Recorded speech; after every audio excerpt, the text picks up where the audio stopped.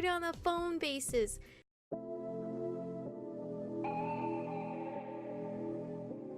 We're born in the moonlight. Ain't no fantasy. Can't breathe in the sunlight. Hello Aromas, this is Aromie here, and welcome back to Changeling. Today we are going to be doing Marc's route, which I am so freaking happy for. Natural born vampires. Natural vampires seem like a good starting point. I felt like you couldn't get much more basic than that when it came to weird magic things, and there was no point learning about infected types until I at least knew a bit about the natural ones. So this one didn't really give me the choice of either going for Elliot or not, because I didn't go see Elliot in the front yard. I went to see Danny instead. Probably. Not that I knew enough about any of this to really make an educated decision. I expected Violet to direct me to where I could find that particular topic, but instead he let out a shrill whistle that reverberated through the quiet library. I thought for a moment someone else would bring the book, but no, the book sort of brought itself. After a few seconds, there was a faint whistling. As I turned to the stacks, I saw a book zipping through the air straight towards Violet's outstretched hand. Okay, that is both weird and convenient. He handed it over to me and I took it gingerly. Despite that it could apparently fly, it really looked like a normal book. Allie led me to a nearby table and I followed along in a sort of daze. So I need to go contact the agency, but I don't really want to leave you here alone. You still seem pretty shaken up. I'll send someone to stay with you, okay? I want to say that I don't need a babysitter, but I kind of feel like I might. Thanks. She shot me a grin and waved me as she hurried the same door where we'd come in. I took a seat and let out a quiet groan as I opened the book in front of me. I was trying to not think about how weird this all was. I couldn't help it. This was weird. It was really, really weird. If I stopped to actually think about the implications of it all, I was definitely going to freak out again. Instead, I stared down at the text, hoping that doing some reading would distract me. Vampires are one of the oldest known paranormal species. Their existence dates back nearly as far as humans. Vampires appear in some form in the mythology of nearly every ancient culture. Little is known about the beginnings, but some speculate they originated on the other side of what we now refer to as the Divide, a metaphysical barrier that separates the human realm from paranormal realms. The Divide. That sounded kind of ominous. Though not as prolific as humans, vampires are capable of reproducing naturally. Many human legends paint them as cursed undead beings, but they are very much alive. Many of their purported weaknesses are vastly exaggerated, or even entirely made up. Unlike the vampires of legend and lore, real vampires are not weak to such things as garlic or religious artifacts such as holy water and crosses. Huh, if I ever meet one, I guess taking them out for a talent would still a go. Vampires are, however, weak to sunlight. They do not burst into flames or turn to ash, but are incredibly photosensitive. Natural vampires require very specifically formulated ointments and creams to protect their sensitive skin from the harsh UV radiation of the sun, and must always wear eye protection when outside. Vampire sunscreen, probably SPF 10,000 or something. Elliot didn't wear anything to cover his eyes when he was out, but he was infected. Does it not hurt as much? And do they see their own reflections in mirrors? One area in which legends are accurate is in vampiric needs consume the blood of living creatures. The exact biology function driving this need is unknown. Vampires are capable of eating other food, but derive very little nourishment from it. Their primary source of sustenance is the life of blood of, among other creatures, humans. Because they must survive on an entirely liquid diet, naturally vampires are born with a shorter digestive tract and 3 stomachs. 3 stomachs? What the hell? Vampires had 3 stomachs? Yeah, that definitely never came up in movies. Vampires are apparently evil, blood-sucking cows. I shuddered. Okay, gross. That was just gross. So they must need a lot of blood. Enjoying the book. I nearly jumped out of my skin at the at the sound of a voice so close to my ear. I came really close to picking up the book and smacking whoever was behind me, but I realized who it was a split second after they spoke. Marc! We're here! We're here with Marc and I'm so excited. It's like, what time is it right now? It's 8:51, so I have to kind of be somewhat quiet because people are still sleeping in the house. But, Marc, you startled me. Why are you so close to my ear, by the way? I'm terribly sorry. You didn't look sorry at all. You were just so absorbed in your reading that you didn't even hear me come up behind you. You didn't have to deliberately scare me. I did apologize. He joined me at the table and looked at the book in front of me, eyebrows raised. Vampires. What led you to select that as a starting point? I don't know. I guess because the topic is kind of familiar. I was gonna say similar, but similar to what? I mean, you hear a lot about them in movies and things. Marc scoffed. The butcher truth popular media presents as entertainment is hardly going to give you a familiarity with what real vampires are like. We're literally nothing like what you see in the movies. We watch those movies purely for comedic value. Well, wait, you're a vampire? That came out way louder than I intended. My little screech of surprise practically reverberated off the ceilings. Shh! Sorry! I may have forgotten I was in a library there for a moment. But seriously, he was a vampire. No wait, that actually makes perfect sense. His perfectly chiseled features, pale skin, not to mention that snobby attitude. Basically, he was exactly how I imagined vampires to be. As a matter of fact, I am. Oh, he's smiling. He smiled whoa, and leaned way too close for comfort. I did my best not to scramble away from him. Does that make you nervous? No, I'm just wondering why you're so close to us. This whole thing makes me nervous. And if you try to bite me, I'm seriously going to punch you. He sat back in his chair and laughed. It was really more like a dry chuckle, I suppose. But still, I wasn't expecting that. I seriously could not understand this guy at all. He was kind of serious and standoffish most of the time, but that threat seemed to amuse him a bit. It was supposed to scare him, though. I'm not going to bite you. Even if I wanted to, it's illegal. Vampires who bite sentient creatures without consent are subjected to massive fines or incarceration. Holy fuck, okay. I swallowed nervously, still not quite sure about him. Really? How do you, eat then? People donate blood all the time, even directly to our cause. It's screened, processed, and made available for consumption. Why didn't Elliot go through that then? Ick. Oh, sounds, tasty? There's no need to pretend not to be repulsed. Our dietary habits elicit disgust from most other races, paranormal or not. Oh, already with a choice. Alright, well, let's cover up the very first page. Well, it's kind of an unusual need. It's not disgusting. That isn't what I meant. That's not it. I mean, that isn't what I meant at all. It's just the idea is a bit foreign to me. I can't imagine surviving on a liquid diet. I'd be hungry all the time.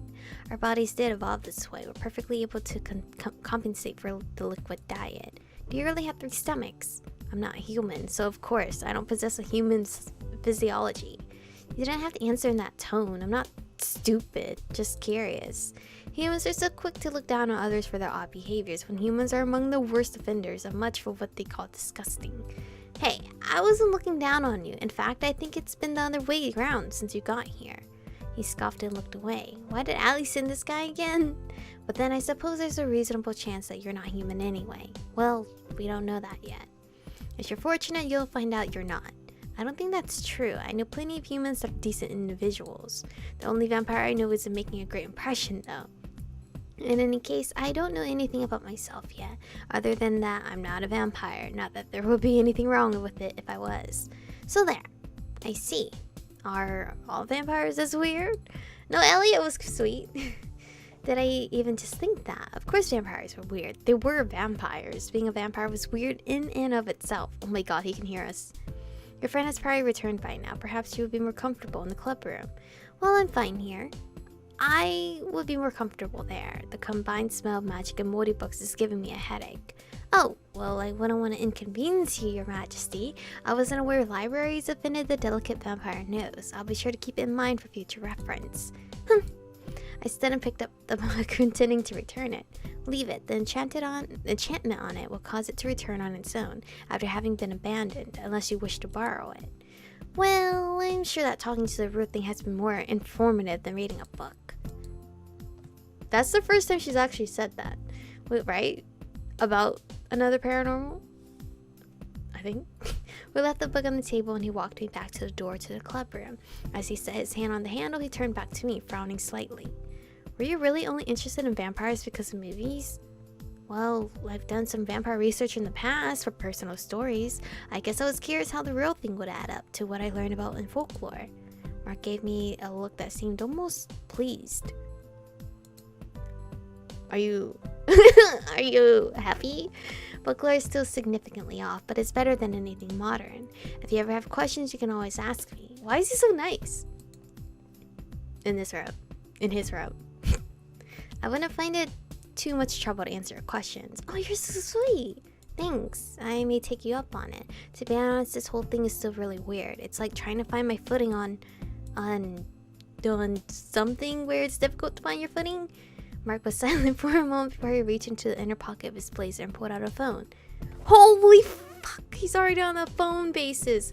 Marc, you're so quick.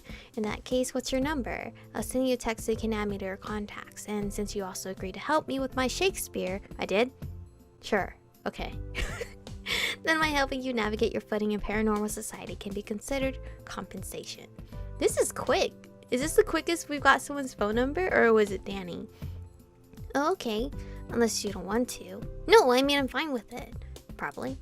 To be honest, I was a little nervous about giving my contact details to a vampire, but at that point, there was no reason not to. It wasn't like I was inviting him into my house or something. He's totally reading our mind right now. He's listening. I wonder if the invitation thing is even true. I gave him my number and he put his phone away. I assumed he would text me later. He opened the club room door and waited for me to go first. This is so crazy how he's like knowing that he's reading our mind. I think it would have been better if I didn't know he was reading my mind. So then later on when he tells us he's reading our mind, I would have a bigger impact. But it's okay, it's whatever. Ali was walking in the main door at the same time we were coming in from the library. Oh good, you're back too. I was about to go get you. Did you learn anything? A little, I guess. I think I just need time to process all this. Understandable. Thanks for staying with her, Marc. He shrugged. It wasn't a problem. I'll be going to class now, though. Thanks, Marc. He just nodded and quietly left the club room without looking back. Yeah, he was definitely weird. Ellie sprawled out on the sofa as if she was exhausted. So we found your bridge creep. I shuddered. What was it? Okay, why can't I skip? We've read this before. Ellie and Marc were both vampires. Ellie was infected a few years ago, but Marc was born that way. Danny was a werewolf, also infected a few years ago. Ewan was Faye, a Dullahan. It was weird seeing Ewan again. It's been a hot minute. Basically a headless rider, hence the head coming up. Willen was an Esper, which was essentially human with psychic powers. Brenna was also some type of Fae. Vilos, Allie, and Corbin were all in the wizard category. There were several other members too, some from pretty much every category. A lot of them never showed up or participated. And like she said before, there were other staff members who were cryptics as well, including the school principal. It was just so weird. After Allie dropped me off at home, I went straight to my room and crashed. I really hoped strange encounters like that morning, like that morning were going to become the norm. But I was definitely going to be avoiding the bridge for a while. I didn't think I could stand another major incident. Not anytime soon anyway. And given what Allie had hinted at regarding the upcoming holiday, it seemed like it would be best to lay low for a while. Chapter 1, Marc's route tea with a vampire.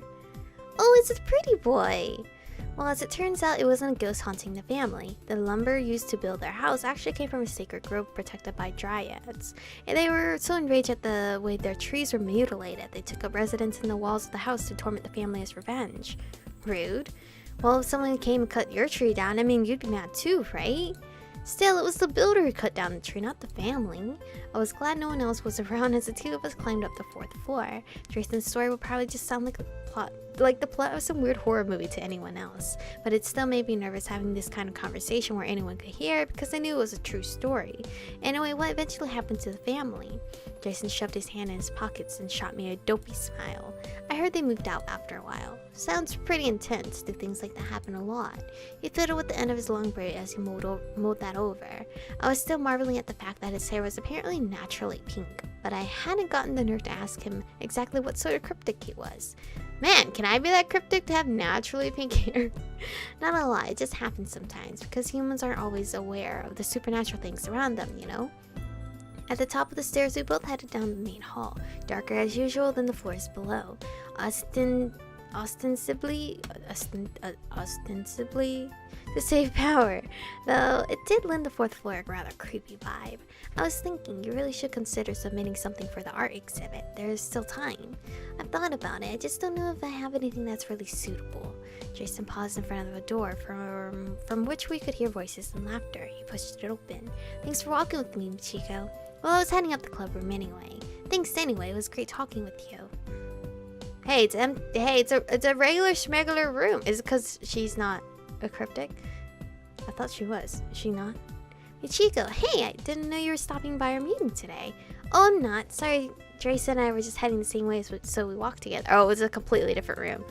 Oh, heading to the Mysteries Club. Yeah, I had to drop something off in the club room. I see. Well, you can always come back and hang for a while. Jason does it all the time, even if he's not an official art club member. Jason was one of several students that were official PMC members, but attended other clubs instead. It had something to do with him not being involved with that mystery agency the others worked for. And that, unlike me, he wasn't rushing to learn everything possible about the paranormal community, because he wasn't a total newbie. Sorry, I can't. I had to meet up with someone after school. Oh, by the way, I was just telling her that she needs to submit something to the art exhibit. Oh, you totally should. And I was just telling Jason that I'm not sure I have anything suitable. It doesn't have to be anything special. Just bring in some of your work sometime, and then I can help you pick something. I'll think about it. Anyway, I need to be going. I'll see you guys later. See you later, and if you ever have time, feel free to stop by art club sometime, okay? We'll let you in, even if you're not a member. Glad to hear it. I waved and took a step back, colliding with something decidedly soft and Persian-shaped. Who's this? Who's all these cuties in Marc's fucking route? Stop. Oof! I'm so sorry. Ow! Sorry, I'm really sorry. The vaguely familiar boy behind me was giving me a look somewhere between a grimace and a bemused smile. Oh. Hello, handsome. It's okay. Hey, Adrian, come on in. I mean, if Michiko's done beating you up and stuff. I was not beating anyone up. Uh-huh, I've heard how you are. What does that mean? She just smirked at me. What does that mean? Oh my god, there's so many handsome people. And pretty girl. Jason's pink head suddenly popped around the doorframe. Michiko, tell Marc I said hi when you see him. Marc Glowy. Is that where you're heading? I've been tutoring him. Oh, yeah, I have. Oops. Forgot. He sucks at Shakespeare. Whoa, I'm shocked to hear he sucks at anything. You'd be surprised. Anyway, I'm really sorry. Adrian, right? I vaguely knew him from art, but had never spoken to him. Sorry, I thought he never spoke. I'm like, he looks like a talker. I was pretty sure he was a grade below me, maybe two. I wasn't totally sure. So he's either a junior or a sophomore. Either way, he had a pretty tight-knit group of friends, and I wasn't sure I'd ever seen him speak to anyone outside it. He returned the smile, though. It's alright. See you later, guys. Oh my god, wait, why are you following? I waved and headed down to the PMC down the hall. When I went in, Adrian was still standing at the art club watching me. Why? Because when he's gonna go in there, there's gonna be nobody in there. I waved and returned the gesture, lifting one gloved hand right as I stepped through the door. I wonder what the gloves are about. To not leave evidence. Come to think of it, he always wore them, didn't he? To not leave evidence. By the time I dropped off my borrowed book, it was nearly time for the end bell to ring. As I started downstairs, I was still mulling over what Raina and Jason had said previously about the art exhibit. I really like this route so far, just because she's not surrounded by our usual Changeling cast. She's with the minority characters in the background. It's really nice, and I had to end today's episode because I didn't realize how late it was. But I'm super excited to be playing Marc's route, and now we have a cutie named Adrian that's a little younger than us that has popped up upon Marc's route. I have no idea what's gonna be happening. Adrian kind of gives me werewolf vibes, though. Maybe some vampire if he wants to be. But maybe he's just a normal person that's not a cryptic. But anyway, thank you guys for watching. Stay beautiful, and I'll see you guys in the next one.